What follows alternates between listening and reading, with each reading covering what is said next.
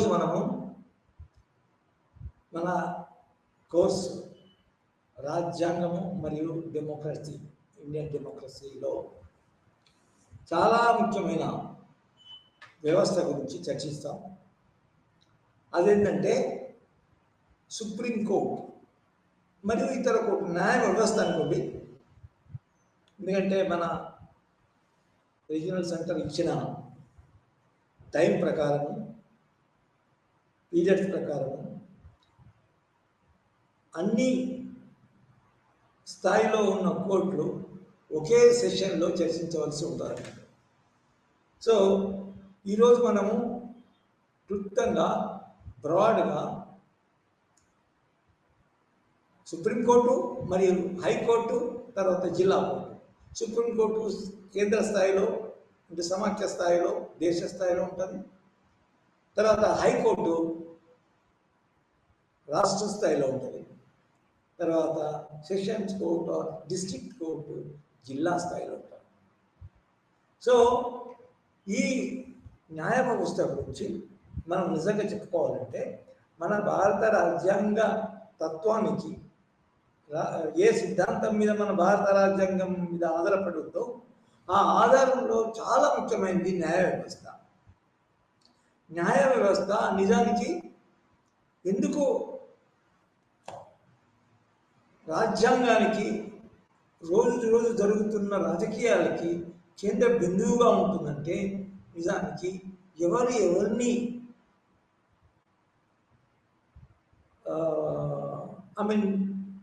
నష్టపరిచినా, తిట్టినా, కొట్టినా ఆఖరికి న్యాయస్థానానికి వెళ్ళాలి. ఒకటేంటంటే కొంచెం న్యాయం, నామినల్ ఫీజు అని ఒకటి ఉంటుంది, కోర్టు ఫీజు అని ఒకటి ఉంటుంది. సో న్యాయస్థానం అనేది నిజానికి ఉదాహరణకు మనకి ఫర్ ఎగ్జాంపుల్ ఎలక్షన్ కమిషన్ ఉంది. ఎలక్షన్ కమిషన్ చట్ట ప్రకారము తర్వాత న్యాయ వ్యవస్థ అతను అరెస్ట్ చేయొచ్చు. అతని యొక్క అనుచరులు డబ్బు పంచిపెడుతుంటే, లేకపోతే అతను ఏమన్నా మన ఈ ఎన్నికల రూల్స్ అండ్ రెగ్యులేషన్స్ వయలేట్ చేస్తుంటే, భంగత్వం చేస్తుంటే, సో న్యాయస్థానానికి అన్ని పోలీసులు ఉంటారు కదా, పోలీసుల మీద న్యాయస్థానం. ఉదాహరణకి ఇవాళ ఒక ఎస్పీ జనరల్, మన పోలీస్ జనరల్ ఒక మినిస్టర్ని లేదా ఒక అపోజిషన్ లీడర్ని మన అరెస్ట్ చేశారు అనుకోండి. అది అరెస్ట్ చేసిన వెంటనే వాళ్ళు కొద్ది కాలం, నియమిత కాలంలోనే ఇమ్మీడియట్గా కోర్టు ముందట, ఒక జడ్జి ముందట అతన్ని హాజరుపరచాల. ఎవరినైతే అరెస్ట్ చేశారు ఫస్ట్ అరెస్టే న్యాయబద్ధంగా చేయాలి.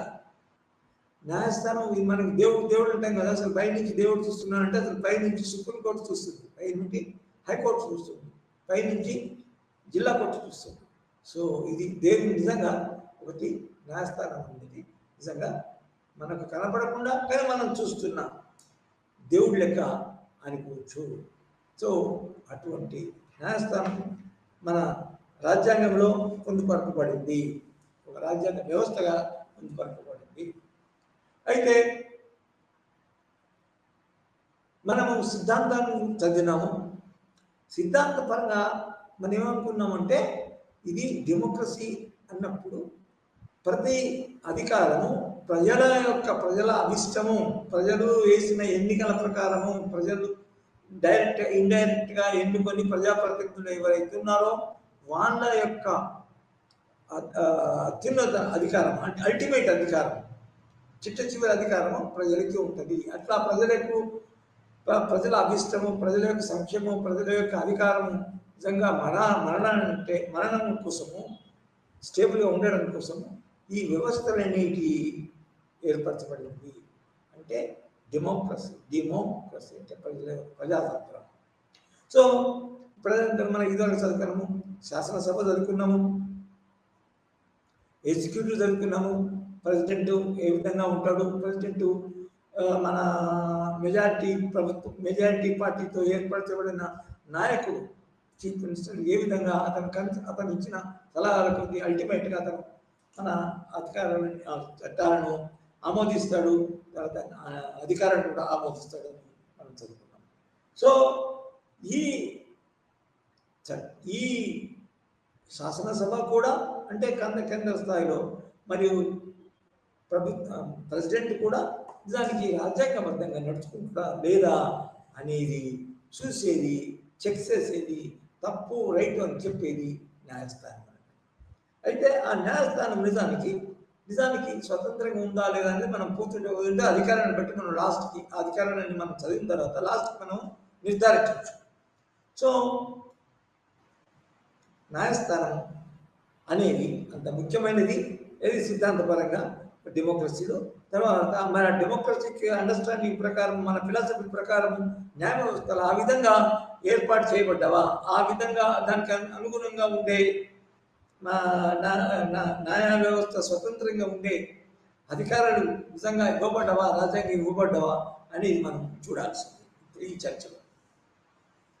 తర్వాత మన భారతదేశంలో ఈ న్యాయ వ్యవస్థ అనేది ఎప్పుడు మొదలైంది, ఆ ఐడియా ఎప్పుడు మొదలైంది అని కనుక చూస్తే అది న్యాయస్థానము మన భారత స్వతంత్రం రాకముందు 1947 ముందు, తర్వాత 1858 తర్వాత మెల్లగా దానికి ఒక ఐడియా వచ్చింది. సో నిజానికి మనకు తెలుసు, మనం చదువుకున్నాం కూడా, ఏది రాజ్యాంగ అభివృద్ధి, రాజ్యాంగం డెవలప్ అయిన క్రమం ఏందో మనకి 1858 నుంచి, అంటే ఎప్పుడైతే బ్రిటిష్ ప్రభుత్వము, బ్రిటిష్ సామ్రాజ్యవాద ప్రభుత్వము మన దేశానికి మనం డైరెక్ట్గా మనల్ని పరిపాలించడానికి, మన భారతదేశాన్ని పరిపాలించడానికి తీసుకున్నదో అప్పటి నుంచి రాజ్యాంగ అభివృద్ధి జరిగింది. కానీ ఫెడరల్ కోర్ట్ అనేది కొంచెం లేట్గా అయింది. పర్టికులర్గా శాసనసభలు అటువంటి 1892, తర్వాత కౌన్సిల్ చట్టము 1909, 1919 ఇట్లా డెవలప్ అయినాయి. కానీ న్యాయ వ్యవస్థ అనేది 1935 యాక్ట్, భారత ప్రభుత్వ చట్టము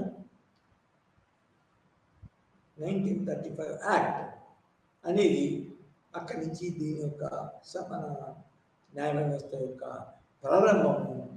అది అక్కడ అంటే అక్కడ 1935లో ఫెడరల్ కోర్ట్ అనే పేరుతో దానికి విత్తనం పడింది, మూలం ఏర్పడింది అని చెప్పచ్చు. ఎలా అంటే 1935 యాక్ట్ మీకు తెలిసి ఉండాలి. అసలు 1935 యాక్ట్ ప్రకారమే 90% మన భారత రాజ్యాంగం రచించబడింది. అందులో ఉన్న ముఖ్యాంశాలు తీసుకోవడం. ఉదాహరణ చూడండి, మన భారతం బేసికల్గా చాలా భౌగోళిక కారణాల వల్ల, అనేక కారణాల వల్ల, తర్వాత సాంస్కృతికంగా మతపరమైన డైవర్సిటీస్ ఉన్నాయి కాబట్టి, వివిధత ఉన్నది కాబట్టి మన భారత రాజ్యాంగము ఫెడరల్ రాజ్యాంగం అని ఏర్పరచుకున్నది. అయితే ఈ 1935 యొక్క ముఖ్యమైన central point federal nature of the Indian constitution. It should be a federal constitution in which the powers of the country, the powers of the people, according to the constitution, will be divided between the central government and the state governments from regional government. అదే విధంగా నిజానికి మన 1935 act ఇప్పుడున్న 1950లో వచ్చిన ఉన్నత న్యాయస్థానానికి బీజం నాటబడింది, అందులోని బీజం నాటబడింది అని చెప్పచ్చు. అయితే ఎలా అంటే 1935లో ఫర్ ఎగ్జాంపుల్ కేంద్ర ప్రభుత్వం, రాష్ట్ర ప్రభుత్వాలు ఏర్పడతాయని చెప్పబడింది. తర్వాత ఫెడరల్ కోర్టు ఉండబట్టని చెప్పింది. తర్వాత చాలా ముఖ్యమైన విషయం ఏంటి మనం చేసుకోవాల్సింది ఏంటంటే, భారత రాజ్యాంగము రాయబడకముందే 1935 ప్రకారము ఒక డెమోక్రాటిక్ గవర్నమెంట్ ఏర్పడి ఉంది. ఒకటేంటంటే రాయడం మాత్రం, దాని యొక్క అల్టిమేట్గా మాత్రం బ్రిటిష్ ప్రభుత్వం ఉంటే నో డౌట్, బ్రిటిష్ పార్లమెంట్ ఉంటే. కానీ చాలా మట్టికి ప్రజాస్వామ్య పద్ధతిలో ఈ 1935 యాక్ట్ ఇంప్లిమెంట్ చేయబడింది. ముఖ్యంగా ఏంటంటే 1935 యాక్ట్ ప్రకారమే ఎన్నికలు జరిగినాయి.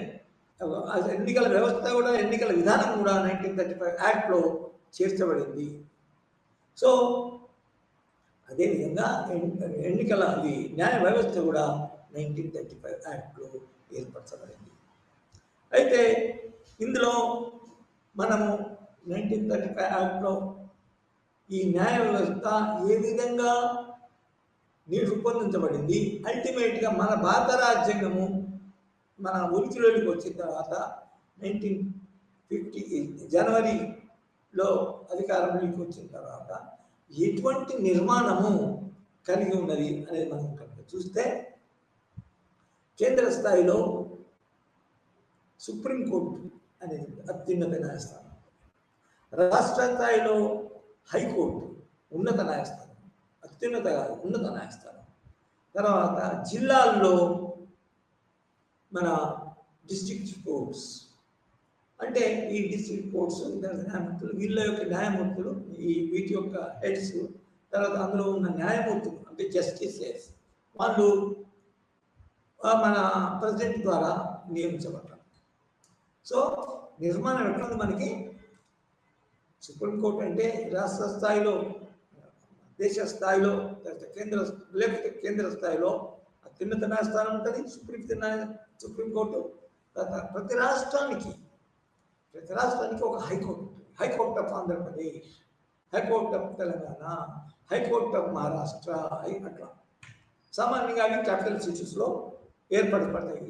తర్వాత మనకి చూస్తున్న సిటీ కాలేజ్ దగ్గర హైకోర్టు ఏ విధంగా ఉన్నదో అది హైదరాబాద్ మన నైజాం వాళ్ళు రాకముందే కట్టించిందన్నమాట.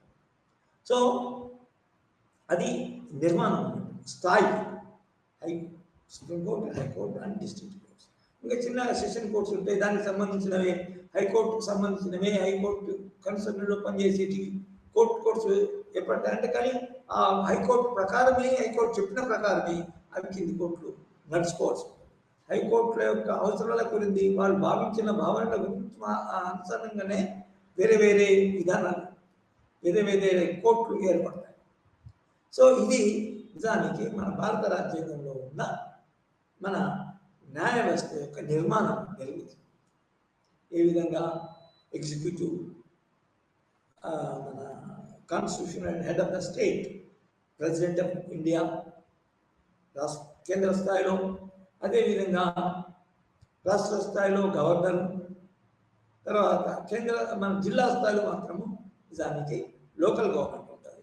ఆ లోకల్ గవర్నమెంట్ ప్రకారం జిల్లా పరిషత్ ఏర్పడుతుంది. జిల్లా పరిషత్ హెడ్ అది అతను చైర్మన్ ఉంటుంది, జిల్లా పరిషత్ ఉంటాడు.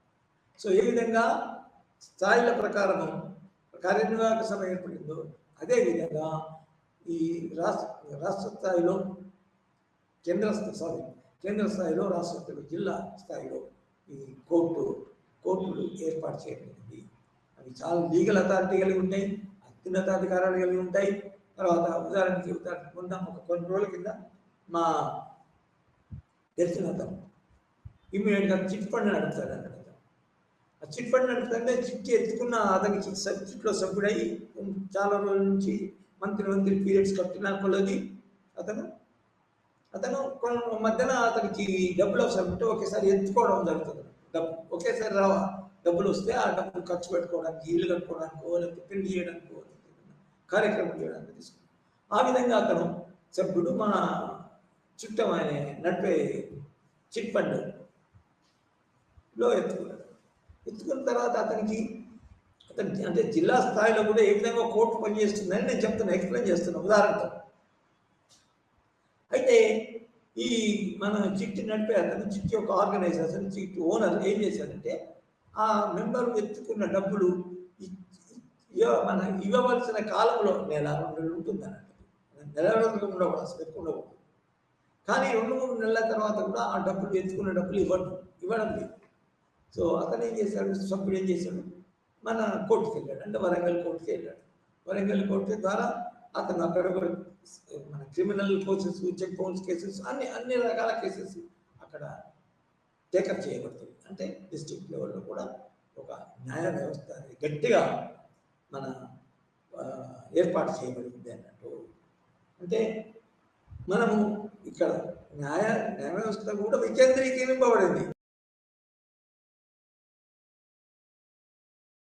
ప్రజల అభిష్టం ప్రకారం, ప్రజల యొక్క అవసరం ప్రకారము అన్ని రాజ్యాంగం సంబంధించిన అన్ని వ్యవస్థలు కూడా వెతుక్కోవాలంటే వాళ్ళ అవసరాలు తీర్చాలంటే అది దగ్గర కూడా ఉండాలా అనేది మనం తెలుసుకోవాల్సింది. సో ఈ విధంగా మన భారతదేశంలో భారత రాజ్యాంగం ప్రకారం భారతదేశంలో సుప్రీంకోర్టు, హైకోర్టు, ప్రతి జిల్లా కోర్టు ఏర్పాటు ముఖ్యంగా అధికారాలు కలిగి ఉన్నాయి.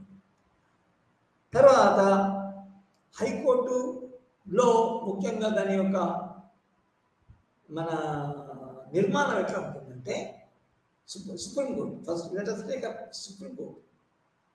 సుప్రీంకోర్టులో అత్యున్నత న్యాయస్థానంలో చీఫ్ జస్టిస్ ఆఫ్ ఇండియా అనేతను అసలు మొత్తం దేశానికి చాలా పెద్ద చీఫ్ జస్టిస్.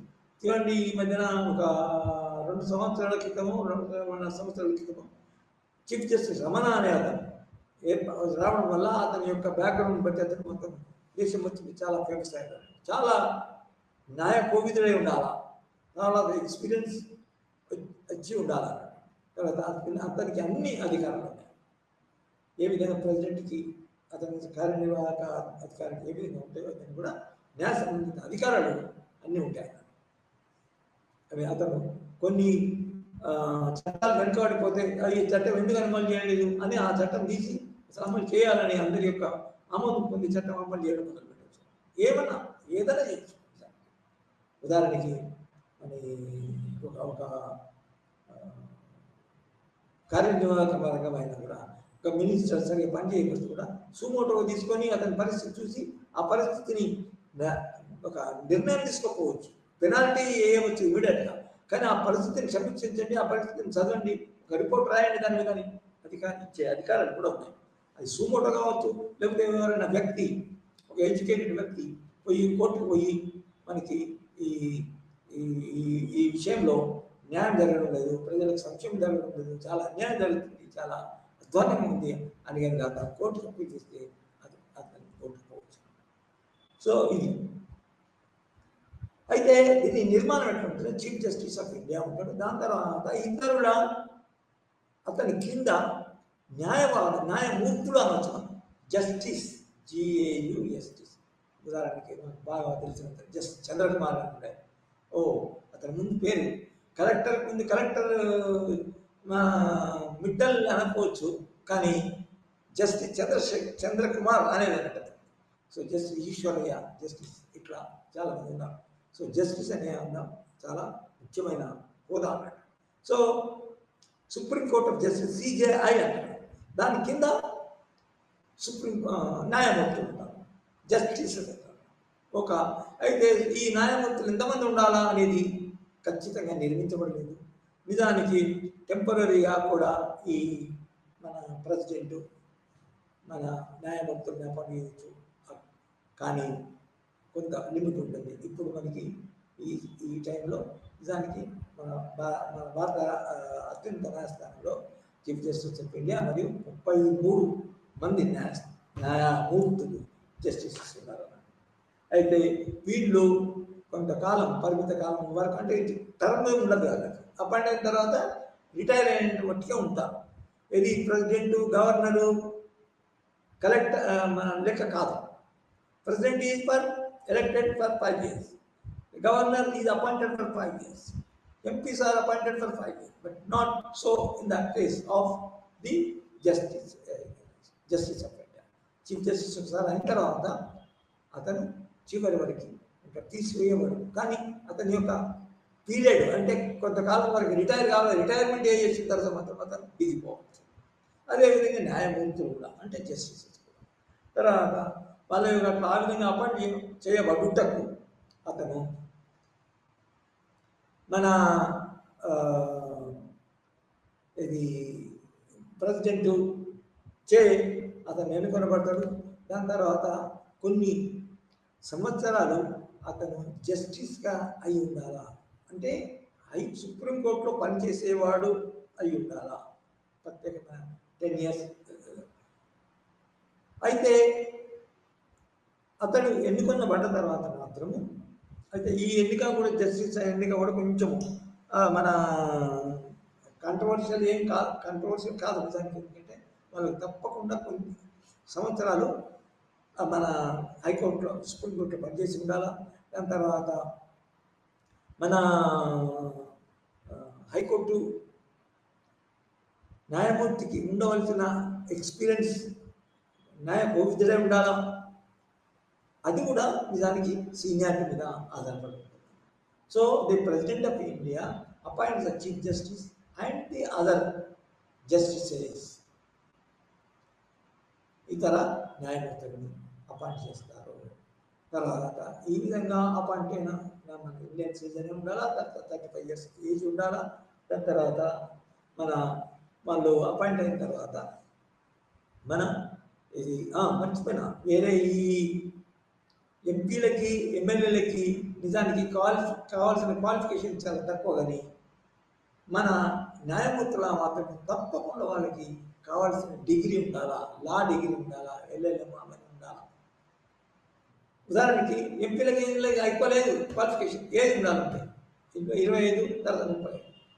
కానీ వీళ్ళకి మాత్రం ఇది జస్టిస్కి మాత్రం తప్పకుండా క్వాలిఫై ఉండాలా. ఇదివరకు న్యాయమూర్తిగా వట్టి అడ్వకేట్గా పనిచేయడానికి ఏ అర్థం ఉంటాయో బార్ అసోసియేషన్, బార్ అంటే ఏంటి, వకీళ్ళ యొక్క సమూహం, వకీళ్ళ యొక్క సంఘం హైకోర్టు లెవెల్లో ఉంటుంది. అందులో రిజిస్ట్రేషన్ చేసుకొని న్యాయవాదిగా పనిచేయాలి అంటే పెద్దోడు కాదని, చాలా పెద్దోడే ఉండాలి. కాబట్టి అసలు నిజానికి క్లిష్టమైన పొజిషన్ చాలామంది తీసుకోవాలి. ఎందుకంటే చాలా నియమాలు ఉంటాయి అందులో. మన ప్రాక్టికల్గా మన ఏమంటుందని ప్రైవేట్గా ప్రాక్టీస్ చేయకూడదు. ఎందుకంటే ప్రైవేట్గా ప్రాక్టీస్ చేస్తే అతను మన ఆఫీసులో ఉండి తనకు సంబంధించిన క్లయింట్కే మన న్యాయం క్లయింట్ వైపే తీర్పు చెప్పవచ్చు. కాబట్టి you should not be practising. So chief justice of India, తర్వాత chief justices of the high court should be really good, independent persons. Personalize judgements ఇవ్వకుండా వాళ్ళ యొక్క ప్రాముఖ్యత అనేది చాలా ముఖ్యమైనది.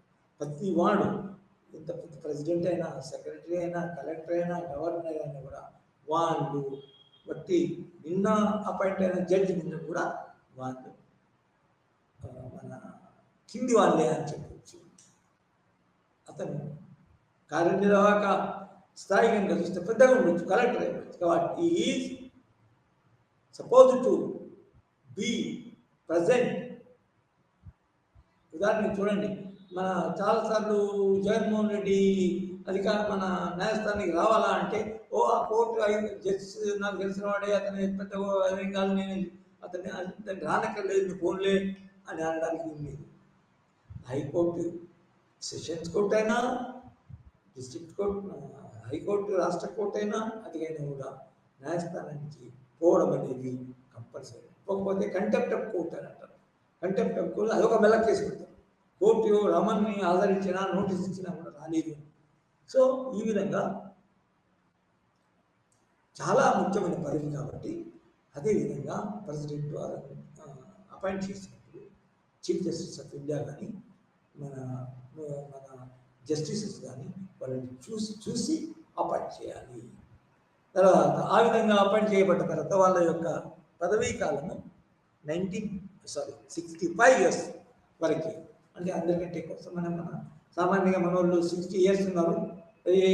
ఎంత అడ్మినిస్ట్రేటర్ అయినా, ఎగ్జిక్యూటివ్ అయినా, చీఫ్ అయినా కూడా 65 సంవత్సరాలకే 62 సంవత్సరాలకే దాన్ని రిజైన్ చేయాలి. కానీ వీళ్ళ యొక్క పదవి కాలం మాత్రం 65 వాళ్ళకి ఉన్నారు.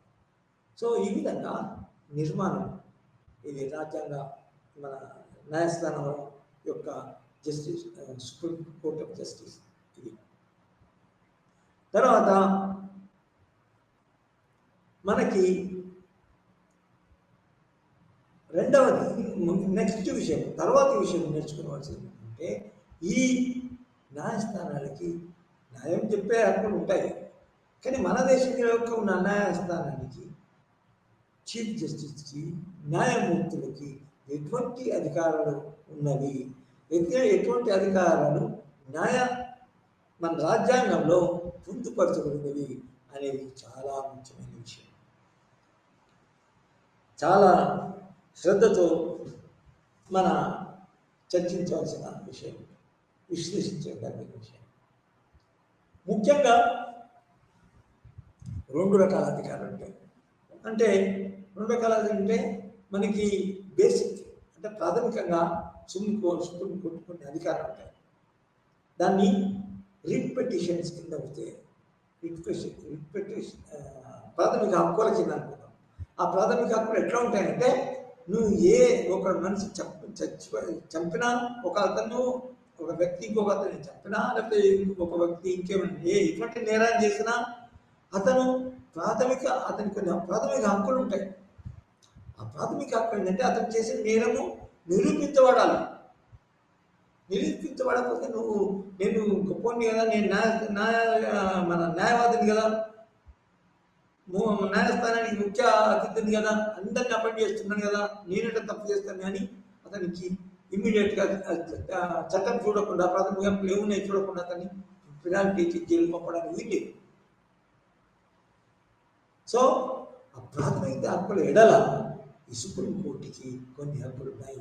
అదేంటంటే రిట్ పిటిషన్ల మీద మన న్యాయం చెప్పడానికి, కేసెస్ తీసుకోవడానికి ఇది మన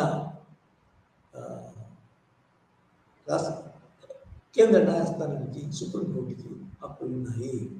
దాని తర్వాత ఏంటంటే మనము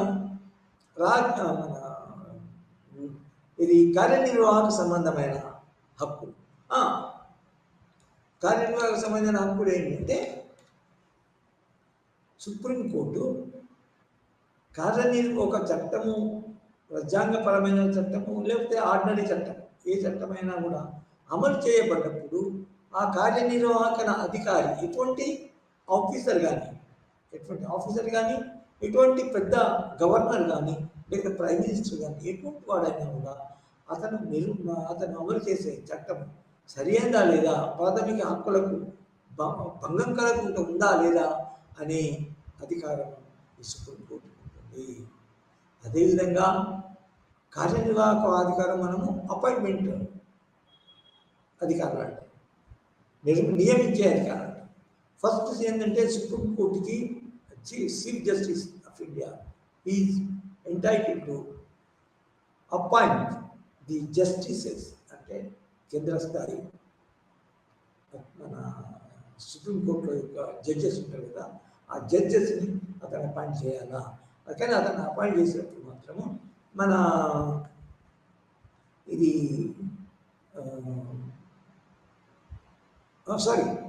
జస్టిసెస్ని ప్రెసిడెంట్ అపాయింట్ చేస్తారు. అంటే చీఫ్ జస్టిస్ని, దాని తర్వాత మన ప్రైమ్ మినిస్టర్ని, వీళ్ళందరినీ సంప్రదించి వాళ్ళ చీఫ్ జస్టిసెస్ని ఉన్న వాళ్ళకి ముఖ్యమైన అధికారాలు ఉన్నాయని చూసి, అర్హత ఉన్నాయని చూసి వారిని అపాయింట్ చేస్తాడు. అదేవిధంగా అట్లా అపాయింట్ చేయబడిన న్యాయమూర్తులు, జస్టిసెస్, వాళ్ళు నిజానికి రిటైర్మెంట్ అయ్యే వరకు ఉండొచ్చు, లేకపోతే తమకు ఇష్టం లేకపోతే రిజైన్ చేయొచ్చు. రెండవది. మూడవది ఏంటంటే, ఏ కారణం అయినా కూడా అతను న్యాయమూర్తులు ఆమోదయోగ్యమైన ప్రవర్తన లేకపోతే, లేకపోతే కరప్ట్ ప్రాక్టీస్ అంటే సామాన్యంగా జరుగుతాయి.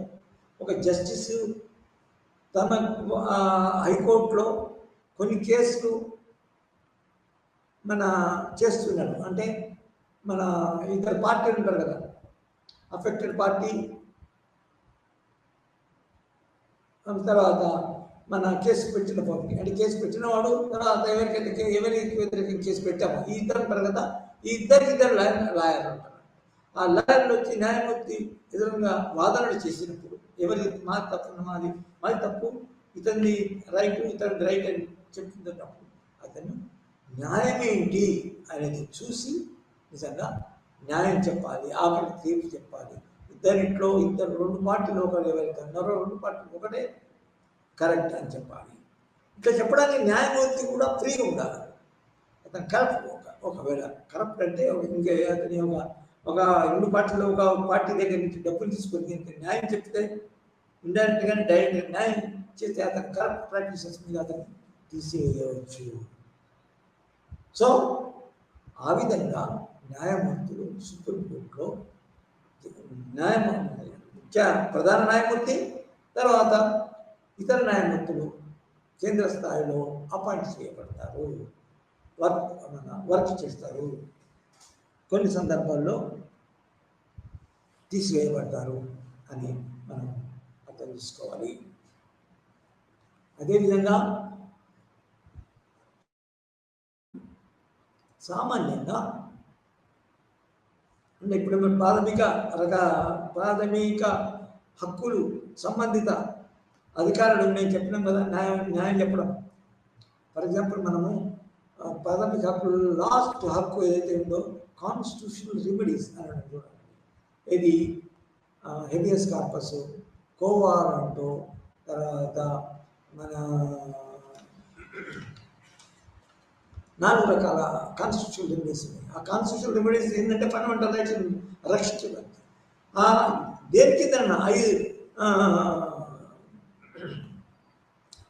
హెబియస్ కార్పస్, రిట్ పిటిషన్, ఈ 5 రకాల రిట్ల ప్రాథమిక హక్కుల కింద మన ప్రాథమిక హక్కులు 5 రకాల రిట్ పిటిషన్ కింద మనం ఏ పిటిషన్ పెడితే ఇమీడియట్గా అతనికి మీకు వ్యతిరేకంగా ఏమైనా యాక్షన్ జరిగితే ఆ యాక్షన్ ఆపడం జరుగుతుంది, స్టే అంటారు. సో అటువంటి అధికారం. రెండో అధికారం ఏంటంటే న్యాయాన్ని చెప్పడం. ఉదాహరణకి కేంద్ర రాష్ట్ర ప్రభుత్వాల మధ్య విభేదాలు వచ్చాయి అంటే ఎవరికి అధికారం కావాలా, కేంద్ర ప్రభుత్వం కనుక తన యొక్క అధికారాలు కంటే ఎక్కువ అధికారాలను చలాయించిందో, రాష్ట్ర ప్రభుత్వాల యొక్క అధికారాల్లో జోక్యం తీసుకుంటే అది కంప్లైంట్ ఇచ్చినా, కేసు పెట్టినా, కేసు ఫైల్ చేసినా, లేకపోతే తనకి తాను కూడా సూమోటో అంటారు. తనకి సూమోటో అంటే ఎవరు చెప్పకుండా కూడా పరిస్థితిని చూసి మన హైకోర్టు, సుప్రీంకోర్టు దాన్ని కేసుని డీల్ చేయొచ్చు. సో సుప్రీంకోర్టుకి ఈ న్యాయాధికారాలు మన కేంద్ర ప్రభుత్వం రాష్ట్ర ప్రభుత్వాల మధ్య ఏదైనా సమస్యలు వస్తే, ఎటువంటి సమస్యలు రావచ్చు, అపాయింట్మెంట్ సమస్యలు కూడా రావచ్చు. ఇది కొన్ని ఎట్లా ఉంటాయంటే రాజ్యాంగంలో రాయబడిన లేదా చట్టాల్లో రాయబడినా కూడా కానీ కొంచెం ఇంటర్ప్రిటేషన్లో ఏది కరెక్ట్ అనేది సమస్యలు వస్తుంది.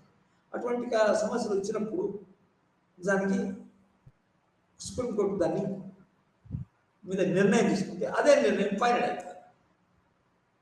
తర్వాత న్యాయస్థానాలకి ఇంకా ఏమి హక్కులు ఉంటాయంటే మన అపాయింట్మెంట్స్, జస్టిసెస్, తర్వాత మన ఈ సుప్రీంకోర్టుకున్న న్యాయపరమైన హక్కులు నిజానికి 2 ముఖ్య విభాగాలుగా అదేంటంటే మనకి బ్రిటిష్ వాళ్ళ కాలంలోనే సివిల్ ప్రొసీజర్ కోడ్ అని వచ్చింది. అంటే మన భారతీయ ప్రభువులు, భారతదేశ పౌరులు, భారతదేశంలో ఉన్న ఆఫీసర్స్, కలెక్టర్స్ కానీ, గవర్నర్స్ కానీ, ప్రైమ్ మినిస్టర్స్ కానీ, ఎవరు కానీ వాళ్ళు నడుచుకునే వాళ్ళ వ్యవహారాన్ని, వాళ్ళ ప్రవర్తనని చేయడానికి, ఈ మన సమీక్ష చేయడానికి ఈ మన న్యాయస్థానానికి, సుప్రీంకోర్టుకి అనుకుంటారు. అయితే న్యాయస్థానానికి శాసనపరమైన హక్కులు ఉంటాయి.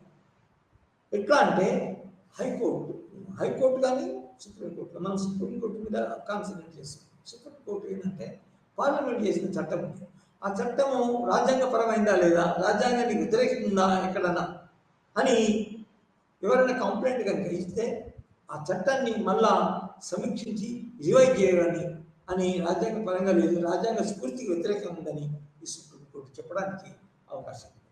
మీకు తెలుసు చాలా కేశవానంద భారత్ కానీ తర్వాత రకరకాల మన కేసెస్ ఉంటాయి. సో అందులో ముఖ్యంగా సుప్రీంకోర్టు అని ఫర్ ఎగ్జాంపుల్ మన రాజ్యాంగంలో బేసిక్ స్ట్రక్చర్ అనేది ఉంటుంది. నువ్వు ఎన్ని మన ఇది తీర్పులు చెప్పినా కూడా రాజ్యం యొక్క బేసిక్ స్ట్రక్చర్, ప్రాథమిక నిర్మాణం ఏదైతే ఉందో, బేసిక్ ఫిలాసఫీ ఏదైతే ఉందో, ఆ బేసిక్ ఫిలాసఫీకి వ్యతిరేకంగా ఉండకూడదు, అది న్యాయస్థానం. సో సుప్రీంకోర్టు న్యాయపరమైన శాసనపరమైన చట్టాల అధికారాలు కలిగి ఉంది, కార్యనిర్వాహకమైన అధికారాలు కలిగి ఉంది. తర్వాత ఇంకా తమ మన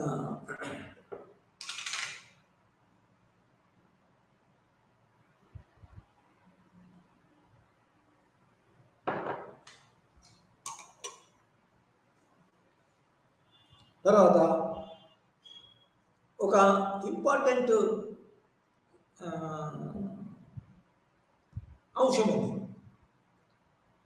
ఆ అంశం పేరు ఏంటంటే న్యాయ సమీక్ష,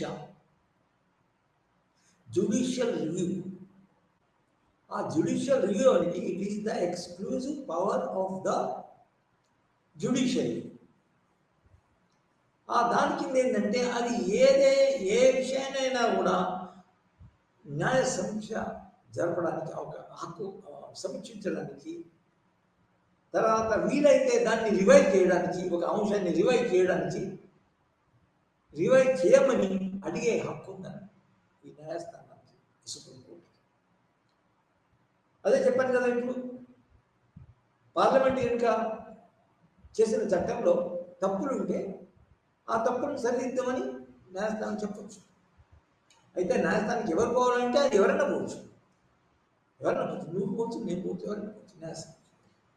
సామాన్యంగా ఏం చేస్తారంటే మన అపోజిషన్ పార్టీస్ దాన్ని చూసి చేస్తారు. తర్వాత మన సుప్రీంకోర్టుకి ముఖ్యమైన రెండు రకాల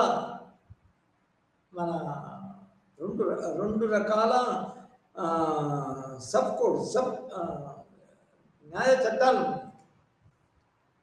అదేంటంటే సివిల్ ప్రొసీజర్ కోడ్, అంటే సివిల్ రంగంలో, అంటే పౌర రంగంలో క్రిమినల్గా, సివిల్ అంటేనే మనం క్రిమినల్ కాండి సివిల్ అంటారు. పౌర రంగంలో కొన్ని సమస్యలు వస్తే, కొన్ని ప్రాబ్లమ్స్ వస్తే, కొంతమంది న్యాయానికి వ్యతిరేకంగా, చట్టానికి వ్యతిరేకంగా పోతే, లేకపోతే కొందరు దొంగతనం చేస్తే, లేకపోతే కొన్ని ఆస్తిపరమైన చట్టాలు ఏదైతే ఉన్నాయో, ఆస్తిపరమైన చట్టాల మీద తగాదాలు వచ్చినప్పుడు అవన్నీ సివిల్ మన డిస్ప్యూట్స్ అంటారు. అంటే పౌర సంబంధమైన డిస్ప్యూట్, తగాదాలు. సో ఈ తగాదాలన్నింటికి ఒక దిక్కు చేర్చబడింది. ఏ సివిల్ రూల్ ఎట్లా ఉంటుంది, ఏ సివిల్ తగాదా ఏ ప్రొసీజర్ ప్రకారము ఆ తగాదాన్ని పరిష్కరించవచ్చు, ఆ సమస్యను పరిష్కరించవచ్చు అనేది సివిల్ ప్రొసీజర్ కోడ్. అది మన బ్రిటిష్ ప్రభుత్వ కాలంలోనే వచ్చింది. అయితే ఫర్ ఎగ్జాంపుల్ రెంటల్ సమస్య ఉండొచ్చు, రెంటల్ చట్టం. ఆ రెంటల్ చట్టం ప్రకారం అది వాడు రెంట్ వేస్తున్న లేదా ఒక మన ఇంటి కిరాయిదారు దగ్గర నుంచి ఎక్కువ రెంట్ వసూలు చేసిన, అదేవిధంగా కిరాయిదారు మన ఓనర్ కనుక తప్పు చేస్తూ మన కిరాయిదారిని అనవసరంగా అన్యాయంగా పాలు చేసిన, హరాస్మెంట్ చేసినా కూడా అతను సిపిసి కింద న్యాయస్థానానికి పోవచ్చు. ఏంటంటే సివిల్ అంటే పౌర రంగాలు. ఫర్ ఎగ్జాంపుల్ భార్యాభర్తల కొట్లాటలు, ఆస్తి తగాదాలు, తర్వాత మన ఏంటి ఇజ్జత్ దావా అంటే ఏంటి, డిఫమేషన్ కేసెస్. సో ఇటువంటి అన్ని సివిల్ రంగానికి సంబంధించిన తగాదాలు, విషయాలు అన్నారు. అయితే రెండవ రంగం ఏంటంటే క్రిమినల్ ప్రొసీజర్ కోడ్, సిఆర్పిసి. అంటే ఏంటంటే ముఖ్యంగా ఇందులో ఫిజికల్గా ఒకరి మీద ఒకరు అటాక్ చేయడము, ఒకరిని ఒకరు చంపడము, అందరు కలిసి ఒకరిని చెప్పచ్చు, ఒకడు చాలా మందిని కలిసి చెప్పచ్చు. భార్య భర్తని చెప్పచ్చు, భర్త భార్యని చెప్పచ్చు, తండ్రి కొడుకుని చెప్పచ్చు, కొడుకు తండ్రిని చెప్పచ్చు, భార్య తన భార్యని, భర్త తన భార్యని చెప్పచ్చు. ఈ విధమైన వీటన్నిటిని మన క్రిమినల్ రంగం అన్నది. ఈ క్రిమినల్ రంగానికి నిజానికి న్యాయ కోవిదులు, న్యాయ సిద్ధాంతం ఏం చేసిందంటే, వాళ్ళకి తప్పు చేసిన వాళ్ళకి, ఒక మర్డరర్కి, ఒక హంతకునికి వేరే చట్టం ఉండాలి, వేరే శిక్ష ఉండాలి. కొన్ని విషయాలు అయితే పర్పస్ఫుల్గా చట్టం చేస్తే కనుక అతని కారాగార శిక్షించాలా, లేకపోతే కొన్ని విషయాల్లో ఉరి శిక్ష కూడా ఇవ్వాలి అని అటువంటి విషయాలు అన్నీ సిఆర్పిసిలో ఉంటాయి. ఆ CrPC first CPC, civil procedure code, సెకండ్ది క్రిమినల్ ప్రొసీజర్ కోడ్. ఈ క్రిమినల్ రంగాల్లో ఉన్నాయి, సివిల్ రంగాల్లో ఉన్న తగాదాలన్నీ సుప్రీంకోర్టు టేకప్ చేయడానికి ఉంటుంది. అయితే ఒకటే ఏంటంటే, సుప్రీంకోర్టు సామాన్యంగా డైరెక్ట్గా టేకప్ చేయదు, పోవచ్చు అవకాశం ఉంటే. ఏది నువ్వు కానీ ప్రతివాడు డైరెక్ట్గా సుప్రీంకోర్టు పోవచ్చు, తొందరగా కావాలని, తొందరగా జడ్జిమెంట్ కావాలని. ఎందుకంటే చిన్నప్పటి నుంచి పోతే ఏంటంటే, హైకోర్టు పోతే హైకోర్టులో నేను పెట్టిన కేసు వ్యతిరేకంగా మన ప్రత్యర్థి ఆ కోర్టు నాకు వ్యతిరేకంగా పోవచ్చు, మళ్ళీ సుప్రీంకోర్టు పోవాల్సి వస్తుంది. సుప్రీంకోర్టు అంటే టైం చాలా పడుతుంది కాబట్టి డైరెక్ట్ సుప్రీంకోర్టు. సామాన్యంగా ఏంటంటే ఏమవుతుందంటే, డిస్ట్రిక్ట్ హైకోర్టు పోయిన తర్వాత సుప్రీంకోర్టుకి టేకప్ చేస్తారు. అందుకొరకే దీన్ని ఏమంటారంటే అప్పిలేట్ అథారిటీ, అప్పిలేట్ జ్యూరిస్డిక్షన్ అనేది చాలా ముఖ్యమైనది. కింది కోర్టు నుంచే తమ స్థాయికి, తమ స్టేజ్కి, తమ దశకి వస్తాయన్నమాట సుప్రీంకోర్టు అనేది. కాబట్టి సుప్రీంకోర్టు ఏం చేస్తుందంటే, చాలా మట్టికి హైకోర్టు చేస్తుంది, ఇచ్చిన తీర్పు సరిగ్గానే ఉంది, మళ్ళీ దానికి నా దగ్గర తీసుకురావాలా అన్నట్టు చెప్పి వెనుక పంపుతుంది. కొన్ని వాటిలలో లేదు అని టేకప్ చేస్తుంది. ఇది మళ్ళా సమీక్షించి, హైకోర్టు ఇచ్చిన తీర్పుని సమీక్షించి, హైకోర్టు ఇచ్చిన తీర్పు తప్పు అని నిర్ధారిస్తారు. ఈ విధంగా కానీ 95-98% వరకు మాత్రం నిజంగా నేను చదువుకున్న అనుభవం ప్రకారం 99% ప్రకారం హైకోర్టు ఇచ్చిన తీర్పులనే అది నిర్ధారిస్తుంది. ఎందుకంటే సామాన్యంగా హైకోర్టు కూడా చేయడానికి తప్పు అవకాశం లేదు. ఎందుకంటే ప్రతిదీ ప్రొసీజరల్ ఉంటుంది. ప్రొసీజర్ డిస్కస్ చేసి మన రెండు పార్టీలు మన పెట్టుకున్న లాయర్స్ మధ్యన వాదన జరిగిన తర్వాతనే ఒక హైకోర్టు జడ్జి కానీ, హైకోర్టు చీఫ్ జస్టిస్ కానీ అది న్యాయం తీర్పు చేయడం జరుగుతుంది. అవి మన అత్యున్నత న్యాయస్థానానికి ఉన్న అధికారం. అది మన ఇంకోటి ఏంటంటే కాన్స్టిట్యూషనల్ బేసిక్ రైట్స్. అంటే బేసిక్ రైట్స్ అలా కాన్స్టిట్యూషనల్ బెంచ్ అని కూడా ఉంటుంది. అంటే కాన్స్టిట్యూషన్ ఇంటర్ప్రిట్ చేస్తూ ఒక విషయం తప్ప రైటా, లేదా అడ్వైజరీ జ్యూరిస్డిక్షన్ కూడా ఉంటుంది. ఫర్ ఎగ్జాంపుల్ ప్రెసిడెంట్ కానీ, మన గవర్నర్ కానీ ఒక విషయాన్ని జ్యుడిషియరీ యొక్క అభిప్రాయం సేకరించడానికి కూడా ఆ విషయం యొక్క మన సంబంధిత అంశాలను సంబంధించడానికి వివాదాస్పదమైన విషయాలు ఏదైతే అది మన సుప్రీంకోర్టు పంపి సుప్రీంకోర్టు యొక్క అడ్వైజ్ తీసుకోవచ్చు. సో ఈ విధంగా రకరకాల మన అంశాల కింద ఈ న్యాయస్థానానికి, అత్యున్నత న్యాయస్థానానికి, సుప్రీంకోర్టుకి హక్కులు ఉన్నవి. అదేవిధంగా అవి మనం దాన్ని క్యారెక్టరైజ్ చేస్తే అంటే మనకు సుప్రీంకోర్టు యొక్క, మన న్యాయ వ్యవస్థ యొక్క స్వభావం ఎట్లుంది అంటే నిజానికి ఇండిపెండెన్స్ ఉంది అని చెప్పాలా. ఏమి కానీ ఇటువంటి ఇండిపెండెన్స్ మనం చదువుకున్న కార్యనిర్వాహక అధికారం లేదు, అది పార్లమెంట్ కంట్రోల్ ఉంటుంది.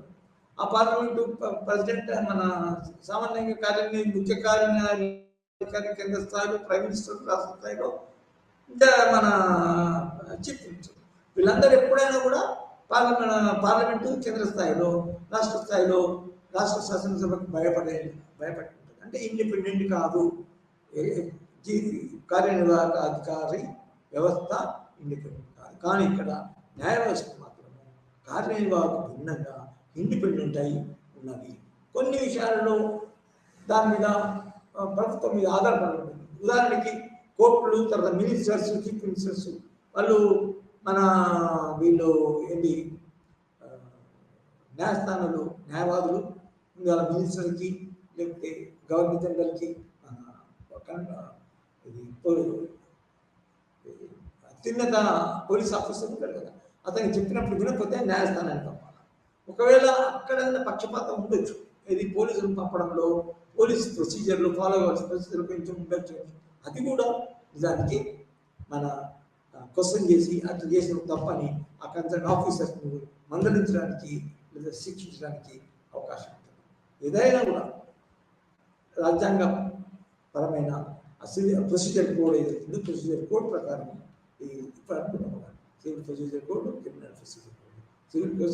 క్రిమినల్ ప్రొసీజర్ కోడ్ ఎట్లా ఉంటుందంటే నిజానికి మన మర్డరు, దాని తర్వాత ఈ మధ్య మన ఒకతను ఇంకొకరి దగ్గర చాలా డబ్బు తీసుకుని అది ఇవ్వడం చేస్తారు, చెక్ చేసి దానికి ఇమ్మీడియట్గా దాన్ని అరెస్ట్ చేయడానికి అవకాశం ఉంటుంది. సో ఆ విధంగా జరగకపోతే మాత్రం న్యాయస్థానాలు మన హక్కు కలిగి ఉంటాయి. సో ఇది మన భారతదేశంలో ఉన్న అత్యున్నత న్యాయస్థానం యొక్క స్వభావం. It is independent. We have independent judiciary. స్వతంత్ర హోదా, స్వతంత్ర హక్కులు కలిగిన న్యాయస్థానం మన దేశంలో ఉన్నది అని చెప్పవచ్చు. ఒకటే ఏంటంటే సామాన్యంగా ఈ న్యాయస్థానానికి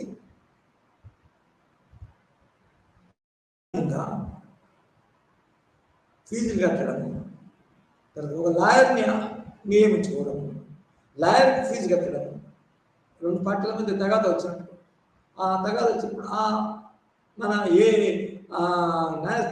న్యాయవాదులను నియమించుకోవడానికి డబ్బులు లేకపోవడం, ఫీజు కట్టడానికి డబ్బులు లేకపోవడం అనేది చాలా ఇది ఆర్థిక సమస్య సంబంధించింది కూడా.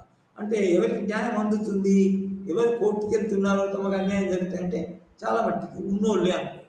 అందుకొరకే ఫ్రీ లీగల్ ఎయిడ్ అనే విధానం కూడా ప్రభుత్వాలు ప్రవేశపెట్టినాయి. ఫ్రీ లీగల్ ఎయిడ్ అంటే ఏంటంటే ఫస్ట్ ఒక వ్యవస్థ అంటే మనం ఆఫీస్ దగ్గరికి పోతే ఫ్రీగా మనకి న్యాయం చేకూర్చడానికి అవకాశం ఉంటుంది. అదేవిధంగా మనకి ప్రజా సంక్షేమం గురించి ఇందులో ఏముందంటే నిజానికి ప్రజా సంక్షేమం గురించి కూడా ఉన్నది తప్ప ఏంటి అంటే ఒక అతను తమ యొక్క లాయర్ని అపాయింట్ చేసుకోకుండా తనకి తానే వాదించుకోవచ్చు. లేకపోతే అతని తరఫున పబ్లిక్ ప్రాసిక్యూటర్ అంటాడు. పబ్లిక్ ప్రాసిక్యూటర్ కూడా ఒక డబ్బులు లేని వ్యక్తి అనుకూలంగా స్త్రీ కానీ పురుషుడు కానీ డబ్బులు లేకపోతే పబ్లిక్ ప్రాసిక్యూటర్ కూడా అతనికి అనుకూలంగా న్యాయం చెప్పడానికి అవకాశం ఉంది. సో ఇది మన దేశానికి సంబంధించిన సుప్రీంకోర్టు. బ్రిటిష్ కాలంలో దీనికి ప్రారంభమైంది. అప్పుడు ఫెడరల్ కోర్టు ఉండే, ఇప్పుడు రాజ్యాంగం అమలులోకి వచ్చిన తర్వాత సుప్రీంకోర్టు అయింది, అత్యున్నత న్యాయస్థానం. ఇక క్లుప్తంగా మనం చదువుకుంటే రాష్ట్ర స్థాయిలో హైకోర్ట్స్ ఉన్నాయి మన న్యాయ వ్యవస్థలో. ఇప్పుడే చెప్పినట్టు అది ప్రజలకి దగ్గర ఉండాలి. ఆ రాష్ట్రానికి ఎక్స్క్లూజివ్గా అనేక విషయాలలో న్యాయం చెప్పడానికి, న్యాయాన్ని ఇంటర్ప్రిట్ చేయడానికి, వాగ్వివాదాలు వస్తే వాగ్వివాదాలు పరిష్కరించడానికి ప్రజలకి దగ్గర ఉండాలి.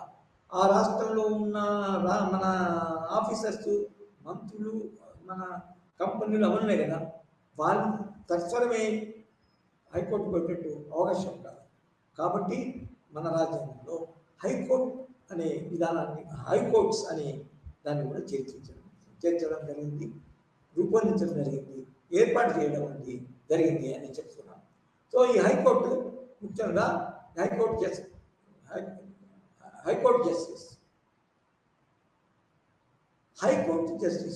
తర్వాత మళ్ళీ ఈ హైకోర్టు స్థాయిలో కూడా కొందరు న్యాయమూర్తులు జస్టిస్ ఆఫ్ ది హైకోర్ట్స్. ఈ ఈ న్యాయమూర్తులు కూడా సామాన్యంగా వాళ్ళకి మంచి ఎక్స్పీరియన్స్ ఉండాలా, సుమారు ఒక 5 years ఒక చీఫ్ జస్టిస్గా ఎన్నికనబడాలంటే తప్పకుండా 5 సంవత్సరాలు జస్టిస్గా అయి ఉండాలా, దాని తర్వాత కొన్ని సంవత్సరాలు న్యాయవాదిగా ఉండాలంటే అడ్వకేట్గా ఉండాలా, దాని తర్వాత ఏ కేసులో ఏ న్యాయం చేసినప్పుడు ఏ ఆఫీసును అతను ఆక్యుపై చేసుకోకూడదు, ఇండిపెండెంట్గా ఉండాలా. దాని తర్వాత అతను కూడా రిటైర్మెంట్ ఏజ్ 65 అతను కూడా నిజానికి కొంతకాలం తర్వాత కొన్ని అర్రలతో మన అపాయింట్ చేయబడుతున్నారు. So but the high court justice is appointed by the governor. So హైకోర్టులు కూడా సామాన్యంగా ఈ అప్యులేట్ మన సివిల్ కోడ్ ప్రొసీజర్ కోడ్, తర్వాత మన క్రిమినల్ ప్రొసీజర్ కోడ్, ముఖ్యంగా అందులో ఉన్న ప్రొసీజర్ అనుసరించి అందులో ఉన్న మన వివాదాలు ఏ విధంగా మనం పరిష్కరించాలా, ఏ వివాదానికి సంబంధించి ఏ చట్టం ఉంది అనేది గుర్తు చేసుకొని హైలైట్ చేసి ఇంటర్ప్రిట్ చేసి న్యాయానికి ఈ civil procedure code, criminal procedure కోడ్లో ఉన్న ప్రొసీజర్స్ అనుసరిస్తూ న్యాయం చెప్పడం జరుగుతుంది. సో హైకోర్టు నియామకాలు కూడా సామాన్యంగా మన సీనియర్స్ న్యాయవాదిగా ఎక్స్పీరియన్స్ అయి ఉండాలి. అదేవిధంగా హైకోర్టు జడ్జెస్ అంటే తప్పకుండా చీఫ్ జస్టిస్ అంటే తప్పకుండా 5 years న్యాయవాదిగా అంటే జస్టిస్ అయి ఉండాలి. అయితే ఈ హైకోర్టు కాలంలో కానీ కొంత మన ఒక స్పెషల్ కండిషన్, ఆ స్పెషల్ కండిషన్ ఏంటంటే ఒక రాష్ట్రానికి సంబంధించిన హైకోర్టులో ఆ రాష్ట్రానికి సంబంధించిన సీనియర్ లాయరు ఆ కోర్టులో జస్టిస్గా అపాయింట్ కావడానికి వీల్లేదు. ఎందుకంటే ఆ కోర్టులో ఆ రాష్ట్రంలో రాజకీయాలకు సంబంధించిన వాడై ఉండొచ్చు. ఆ కోర్టులో తనకి ఎవరైతే ఇష్టం ఉంటే అతని ఇష్ట ప్రకారం అతని ఫ్రెండ్ కానీ చుట్టం కానీ యొక్క ప్రయోజనాన్ని కాపాడడానికి న్యాయ తీర్పు చెప్పవచ్చు. కాబట్టి జస్టిస్ మాత్రం ఇతర రాష్ట్రాల నుంచి అపాయింట్ చేయబడతాడు. అదేవిధంగా కేంద్ర స్థాయిలో న్యాయమూర్తులు ఏ సమస్యలు ఏ సందర్భాల్లో రిజైన్ చేసిన పదవి నుంచి తొలగిపోతారో వీళ్ళు హైకోర్టు జడ్జెస్ కూడా ఏదే విధంగా వాళ్ళ యొక్క పదవుల నుంచి తొలగిపోతారు. ఫస్ట్ రిటైర్మెంట్, సెకండ్ రిజిగ్నేషన్, తర్వాత ఏదైనా క్రిమినల్ ప్రొసీజర్ కనుక కరెక్ట్ ప్రాక్టీసెస్ కనుక చేస్తే కనుక అటువంటి అతన్ని న్యాయమూర్తులను కూడా తీసేయడానికి అవకాశం. సో ఇది రాష్ట్ర స్థాయిలో ఉన్న హైకోర్టు, తర్వాత అందులో ఉన్న న్యాయమూర్తులు ఆ విధంగా ఏ విధంగా ఎన్నుకనబడతారు, ఎటువంటి వాళ్ళ కూడా నిజానికి సివిల్ ప్రొసీజర్, క్రిమినల్ ప్రొసీజర్ కూడా. అయితే ఇక్కడ కూడా ఇండిపెండెన్స్ ఆఫ్ జ్యుడిషియరీ ఇక్కడ కూడా మెయింటైన్ చేయబడిందా అంటే ఇక్కడ కూడా నిజంగా మెయింటైన్ చేయబడింది.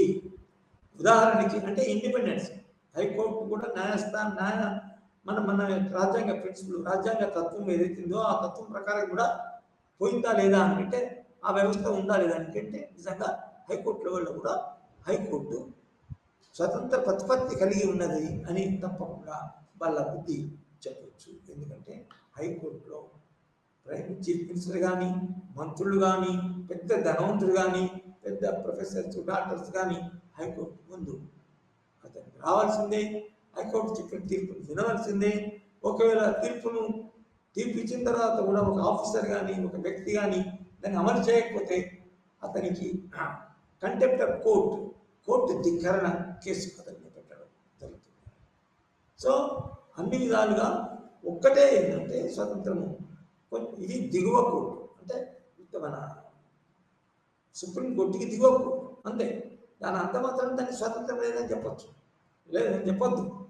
ఎందుకంటే చాలాసార్లు హైకోర్టు జడ్జెస్ని గౌరవించి వాటికి ప్రొటెక్ట్ చేసి మళ్ళీ అతను హైకోర్టు చెప్పిన తీర్పుకి వ్యతిరేకంగా మళ్ళీ కేసు పెట్టిన వాటిని వెనక పంపుతారు. కాబట్టి సహజంగా సుప్రీంకోర్టు దగ్గరికి ఎవరు పోరు, హైకోర్టు చెప్పింది కరెక్ట్ అంటారు. సో ఆ విధంగా రెండవది ఏంటంటే మన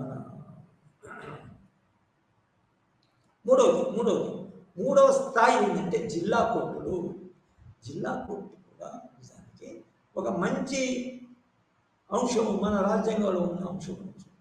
ఎందుకంటే జిల్లా హైకోర్టుకు రావడం, ప్రతి వాళ్ళు హైకోర్టు కనుక వస్తే చాలాసార్లు కేసులు చాలా కాలం పొడిగింపబడ్డాయి. తర్వాత పేద ప్రజలు కానీ మధ్యరకం ప్రజలు కానీ హైకోర్టుకు రావడము, అక్కడ దానికి కావాల్సిన ఖర్చులు పెట్టుకోవడము, ఇక్కడ రావడానికి ఇక్కడ ఉండడానికి రూమ్స్ దానికి ఖర్చు పెట్టడం, హైకోర్టు లాయర్లు ఎక్కువ ఛార్జ్ చేస్తారు వాళ్ళు. కాబట్టి డిస్ట్రిక్ట్ లెవెల్ని కింది స్థాయిలోని తగాదాలు తీర్చడానికి అవకాశం ఉంటే దానికి సంబంధించిన ప్రత్యర్థులు నిజానికి హైకోర్టుని తమ లాయర్ని పెట్టుకొని హైకోర్టు జడ్జెస్ ద్వారా జస్టిస్ ద్వారా మన న్యాయస్థానానికి పోవచ్చు, న్యాయాన్ని మనము సంపాదించవచ్చు, న్యాయాన్ని పొందవచ్చు. సో అదేవిధంగా అవి కూడా మన జిల్లా కోర్టులు కూడా సామాన్యంగా ఇది సివిల్ ప్రొసీజర్ కోడ్. ఈ మధ్యన కొన్ని సంవత్సరాల కింద లోక్ అదాలత్ అనే వ్యవస్థను తీసుకొచ్చారు. లోక్ అదాలత్ యొక్క వ్యవస్థ యొక్క ముఖ్యమైన పర్పస్ ఏంటంటే చాలాసార్లు చాలా సందర్భాల్లో కేసులు అనేక దశాబ్దాలుగా పరిగణించబడుతున్నాయి. ఒక వ్యక్తి ఇంకొక వ్యక్తి కోర్టు పోయినప్పుడు ఆ కోర్టు పోయిన వ్యక్తి చనిపోయిన తర్వాత కేసు అట్లనే ఉంటుంది. కేసు చాలా పెండింగ్ ఉంది. మన నిజానికి వాళ్ళకి ఏమంటుందని మన దేశంలో కొంతవరకు మన నిరుద్యోగ వ్యవస్థ తీసేయాలంటే నిజానికి ఆ కోర్టుల యొక్క కేసులను పరిష్కరించడానికి కంప్లీట్ చేయడానికి క్లోజ్ చేయడానికి అసలు ఒక వార్ ఫుటింగ్ మీద మన తీర్పులను ఏర్పాటు చేస్తే కనుక చాలామందికి జాబ్స్ దొరుకుతాయి. సో అన్ని పెండింగ్లో ఉన్నాయి. సో ఆ విధంగా పెండింగ్లో లేకుండా చిన్న కేసులు చిన్న స్థాయిలో చేసుకోవచ్చు కదా. ఈ డిస్ట్రిక్ట్ కోర్ట్స్ అనేది ఏర్పాటు చేయడం జరిగింది. ఆ కోర్టులకు చాలా ప్రాముఖ్యత ఉంది. ఆ కోర్టు యొక్క జస్టిస్ ఉంటాడు. అదే మన సామాన్యంగా కేసు పెద్దదైనా కూడా అది కోర్టు పరిధిలో డిస్ట్రిక్ట్ కోర్టు పరిధిలో వస్తే ఆ డిస్ట్రిక్ట్ కోర్టు పరిధిలో దాన్ని మనం ఇది చేయడానికి అవకాశం ఉంటుంది. కాబట్టి అది ఈ వికేంద్రీకరణ, న్యాయ వికేంద్రీకరణ కూడా ఇండిపెండెన్సే కాకుండా వికేంద్రీకరణ కూడా జరిగింది న్యాయ రంగంలో అని మనం చెప్పవచ్చు. సో ఈ విధంగా మనకి న్యాయ వ్యవస్థ ఉంది. అయితే మనం దీన్ని క్యారెక్టర్ చేయాలంటే ఇండిపెండెన్స్ ఆఫ్ జ్యుడిషియరీ అని మనం జ్యుడిషియరీ ఇండిపెండెన్స్ చెప్పుకున్నాము. జ్యుడిషియరీ న్యాయ సమీక్ష అని చెప్పుకున్నాము. ఇంకొక ముఖ్యమైన విషయం ఏంటంటే రాజ్యాంగపరమైన విషయం. మన రాజ్యాంగం ఎటువంటిది? యూనిటరీయా లేకపోతే ఏకకేంద్ర మన స్వభావం కలిగిందా అనేది చూస్తే కొన్ని ఏకకేంద్ర లక్షణాలు కూడా ఉన్నాయి అని చెప్పుకున్నాం. ఇది మన న్యాయ వ్యవస్థ, మన రాజ్యాంగం. అదేంటంటే మన హైకోర్టు కింద సుప్రీంకోర్టు ఉంటుంది, సుప్రీంకోర్టు కింద మన హైకోర్టు ఉంటుంది, హైకోర్టు కింద డిస్ట్రిక్ట్ కోర్ట్స్ ఉంటాయి. ఈ మూడు నిజానికి ఒక యూనిటీ అనేది, ఈ మూడింటి మధ్య ఎక్కువ భేదం లేదు. సుప్రీంకోర్టు యొక్క మన పవర్స్ని హైకోర్టు రెస్పెక్ట్ చేయాలా, ఫాలో కావాలా, హైకోర్టు యొక్క తీర్పులను మన సుప్రీంకోర్టు జిల్లా కోర్టు ఫాలో కావాలా, అనుసరించాలి. కాబట్టి ఇది ఒక ఏకకేంద్ర లక్షణాలు మనకి రాజ్యాంగానికి ఇచ్చే అవకాశం ఉంది. కాబట్టి ఈ మన న్యాయ వ్యవస్థను స్పెషల్ స్వభావం చెప్పవచ్చు. Thank you.